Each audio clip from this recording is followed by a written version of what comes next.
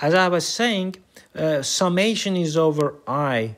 So pi j comes out, and then sum of pi j I over I. And we know that this is 1.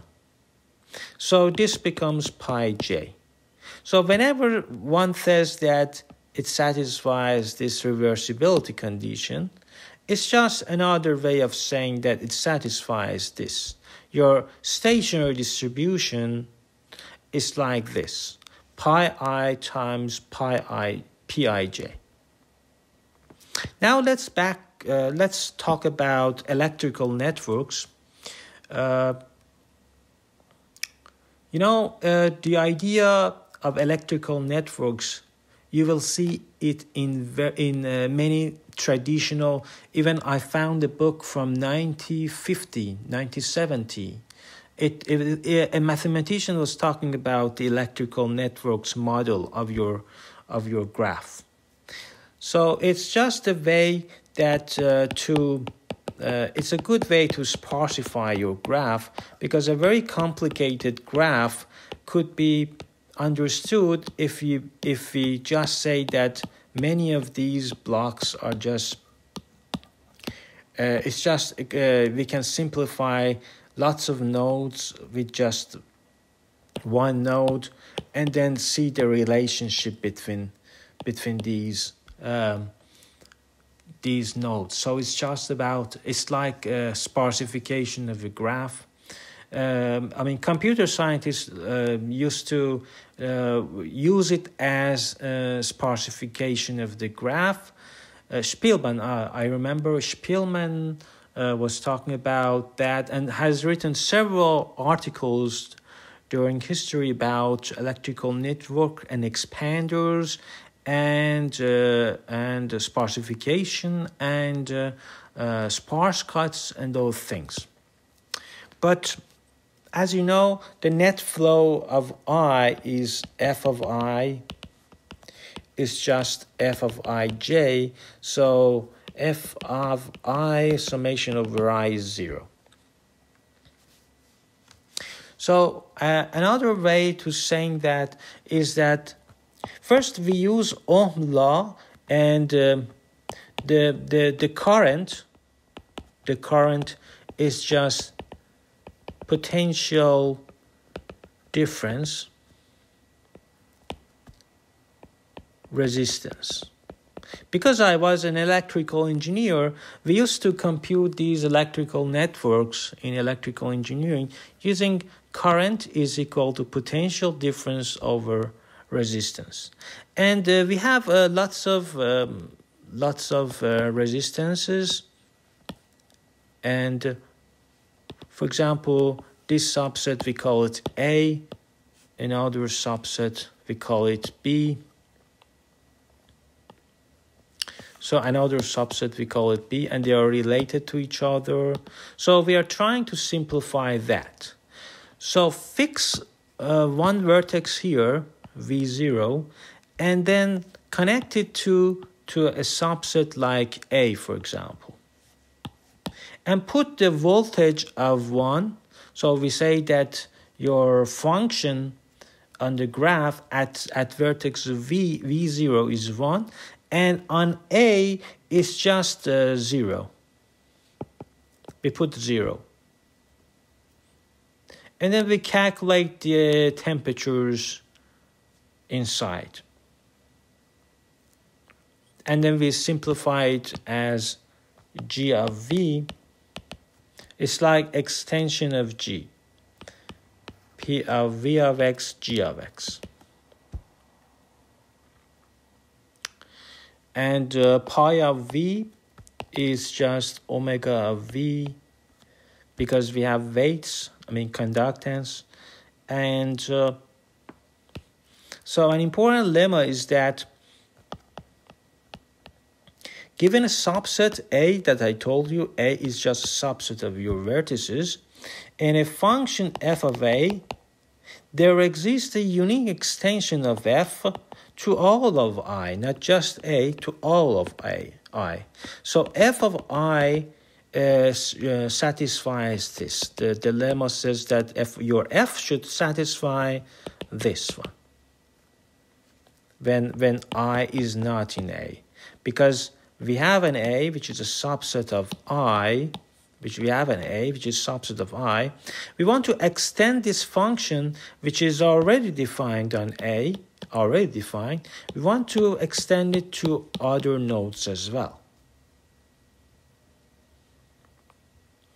So this is the way we extended it. And the proof is very simple, because if f satisfies this relationship, so for any initial distribution, we can say that the process defined by f of x of this stopped process, which I call it minimum of t and a, this is a martingale, because if something is martingale, then stopping times, if it at stopping times, it's also martingale. And this is called optional stopping theorem. Optional stopping theorem, due to Doob, who is a very great mathematician.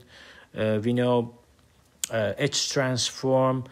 All of the probabilistic potential theory is about Doob's. And all of the modern martingale theory and harmonic functions, superharmonic functions, subharmonic functions, the potentials are related to Doob's. So we have three different types of potential theory: analytic theory, and the classical one is just those physical things that we use. Like we use PDE to solve them in electrostatics and those things. But the analytic things in the probabilistic, especially probabilistic potential theory is the work of Doob's. And I've bought all of his books 10 years ago from Amazon. He has many books. But Doob's potential theory, I think the name of the book, it's very big book, big yellow book, and it's very interesting. It's about probabilistic potential theory. And now let's talk about. Now let's see how resistance is related to things that we understand, such as heating time, because we love heating times, we love mixing times. So how this effective resistance is related to that is just a matter of observation, that we have a proposition that says, consider a weighted graph as an electrical network where a wire linking V and X has conductance omega V and X. So we have a graph. And suppose your voltage satisfies. Here we fix V0, as I said, and we put G of V0, the potential to 1. You have voltage at 1, and G of 0 on A, which is just a subset of your graph is complicated, but A is just a subset of your vertices. Then the voltage at any vertex, for example, here, at any voltage, satisfies this. G of V is equal to the probability that hitting V0 or returning back is, the probability that we hit 0 or return to 0 is less than the time to hitting A. And we know that this probability, because its probability is between 0 and 1, and then the current I V of X along the wire of V of X is just F of V of X divided by R. And F, when we write it like this, it means that until the flow we flow from the flow is from V0 to A, and it is the unit of flow that goes from V0 to A. And now R appears. Your effective resistance is now, this R is your effective resistance is 1 over, because it's just algebraic things, it can be computed efficiently by linear algebraic software, because you're just solving linear equations, so you can solve it efficiently. And that's why it's a good motivation for computer scientists. Time to hit A is less than time to return.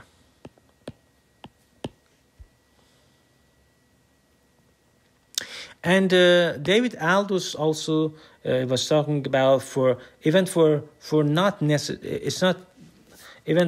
necessarily reversible Markov chain, we can say that the 1 over pi of V, the probability that TA is less than TV plus, is just the mean commute time between V and A. In other words, start from V, hit A, start from A, hit V.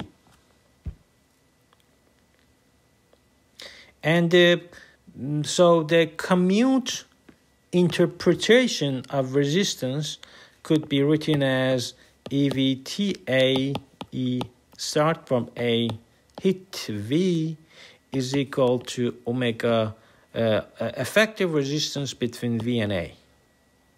And for unweighted graphs, the same things. So, completely the same thing, except we have 2 epsilon R A. Now let's recall something about spectral representation. So we use transition matrix to define Pij pi j minus 1.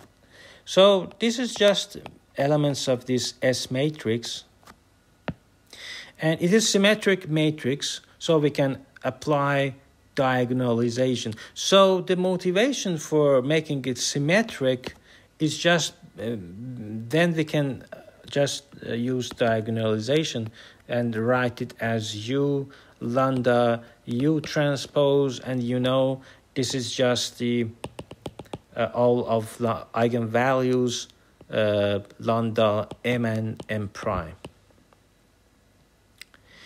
and those U are orthonormal, and you know that, and as usual lambda 1 greater than lambda 2, you arrange it until -1, and this is the eigenvalue of P and S, because as transformation doesn't change anything, and we call it similarity transformation in linear algebra. So S to the T, because S satisfies C, so everything to the power T is equal to U to the T, because it's just eigenvalues on the diagonal, so it can go to the T and then U transpose. So what I want to say and emphasize is that if you start from I, the probability that after T times you hit J is just Pi to the -1 minus 1/2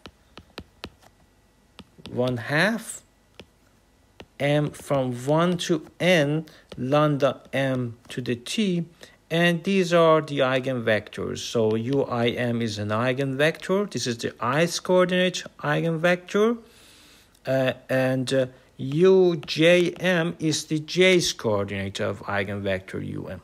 And because it is very important, we call it spectral representation in discrete time. So in continuous time, I don't want to talk about Markov processes because it's the continuous version of Markov chain. But just to say that in one word, that continuous time, everything is the same, because sometimes continuous time is easier to justify, easier to represent your ideas.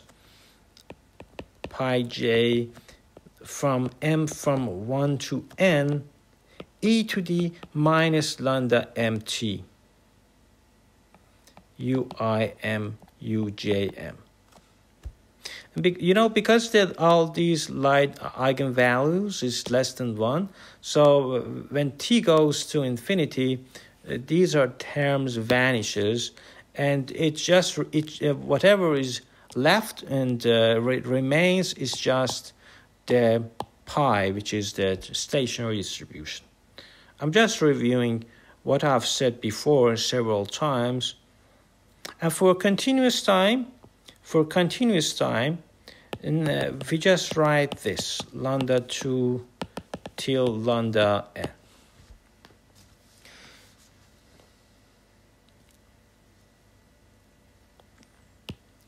So pi xt equal to j minus pi j is cij e to the minus lambda 2t plus order of minus lambda 2t. So when t goes to infinity, this is what it is remained. And lambda 2 is very interesting, this lambda 2. So it's asymptotic rate, so it says with what velocity it is going to convergence to stationary distribution. So we call it asymptotic rate of convergence to stationary distribution. And the relaxation time is related to that. For continuous Markov chain, and for discrete Markov chain, we call it 1 over 1 minus lambda 2. And our focus is just discrete Markov chains, so our relaxation time, this is called relaxation time, is equal to 1 minus lambda 2. And do remember fundamental matrix, for example, from Zij. So from I to I, it's just the integration of xt equal to I minus pi I dt. And this is the sum of uim squared inverse of lambda n. And because u is orthonormal, we can say that Zii is just the summation of this. And there is a very important proposition. I just say the discrete version of that, which is the sum of pi j average heating time, which is EI TJ. So this is average heating time. It is equal to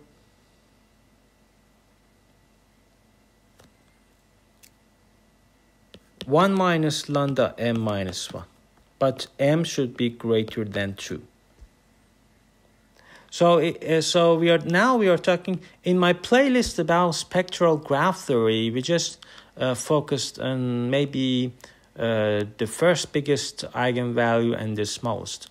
Now you see all of the eigenvalues has a role. So this is the average heating time. So this one does not depend on I. This is important because the right-hand side is just a constant. You can compute it. But the left-hand side, it does not depend. The summation is over J. Does not depend on I. So it doesn't matter. It's like, it reminds me, Kemeny constant. Kemeny, by the way, is a great mathematician. He has written a book about denumerative Markov chains. And there are 2 books about denumerative Markov chains, but read this book about that is written by Kemeny. And so it doesn't